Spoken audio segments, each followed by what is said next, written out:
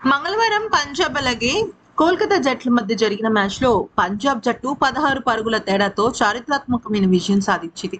అత్యంత లో స్కోరింగ్ అంటే 111 పరుగుల్ని కూడా కోల్కతా జట్టు పైన పంజాబ్ జట్టు డిఫెండ్ చేస్తూ చక్కటి విజయం సాధించింది. అయితే దీనిపైన పంజాబ్ జట్టు హెడ్ కోచ్ అయిన రికీ పాయింటింగ్ చాలా భిన్నంగా స్పందించాడు. తను ఎంత తీవ్రమైన భావోద్వేగానికి లోనయ్యాడో, తన గుండె పరిస్థితి ఏ రకంగా మారిపోయిందో చెప్తూ ఎమోషనల్ అయిపోయాడు. అసలు ఇంతకీ రికీ పాయింటింగ్ ఏం చెప్పాడంటే, నా హార్ట్ రేట్ పెరిగిపోయింది, నాకు ఇప్పుడు 50 ఏళ్ళు వచ్చాయి. ఈ వయసులో ఉన్నప్పుడు ఇలాంటి థ్రిల్లింగ్ మ్యాచ్లు చూడాల్సిన అవసరం లేదు. 112 పరుగుల లక్ష్యాన్ని 16 పరుగుల తేడాతో కాపాడుకున్నాం. కొన్ని సందర్భాల్లో ఇలాంటి స్వల్ప లక్ష్య ఛేదనలు సగం మ్యాచ్ అయ్యాక చాలా కష్టంగా మారుతుందని మా జట్టు సభ్యులకి ముందుగానే చెప్పాను. పిచ్ కష్టంగానే ఉంది. గేమ్ మొత్తం చూస్తే ఇది అర్థమవుతుంది. బ్యాటింగ్ చేయడం అంత ఈజీ కాదు.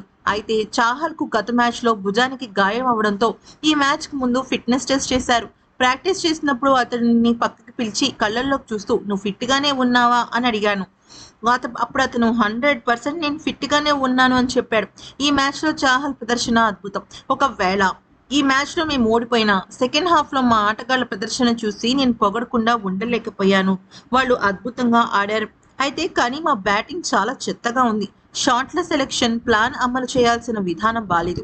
కానీ మా ఆటగాళ్లు ఫీల్డింగ్ కు వచ్చాక నాకు ఉపశమనం కలిగింది. వికెట్లు తొందరగా తీశారు. ఈ మ్యాచ్ ప్రతి ఒక్కరూ చూడాలి, ఎందుకంటే మ్యాచ్ పై ఎలా నమ్మకం కలిగి ఉండాలో తెలుస్తుంది. ఒకవేళ విజయం దగ్గరికి వచ్చి ఓడిపోతే సీజన్ లో అదే డిఫెండింగ్ మూమెంట్ అవుతుంది. ఆటగాళ్లకు ఎప్పుడూ చెబుతుంటాను, ఇప్పుడు అదే జరిగింది. మ్యాచ్ సగం పూర్తవంగానే ప్రపంచంలో చాలా మంది గెలుస్తామో లేదా అని అనుమానంగా ఉంటారు, కానీ మా ప్లేయర్లు అది సాధించారు. మా వాళ్ళకి క్రెడిట్ దక్కుతుంది. ఈ రాత్రి అద్భుతం చేశారు. ఎప్పుడూ చాలా స్వీట్ గా ఈ విజయాలు ఉంటాయి.